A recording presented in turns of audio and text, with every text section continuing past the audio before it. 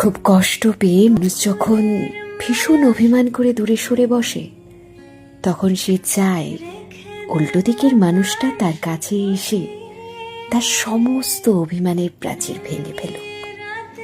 সে যতই কথা না বলুক, উত্তর না দিক, তবুও সে চায় তার কাছে 101টা মেসেজ আসুক, যার প্রতিটি ছত্রে লেখা থাকুক যে সে কতটা গুরুত্বপূর্ণ।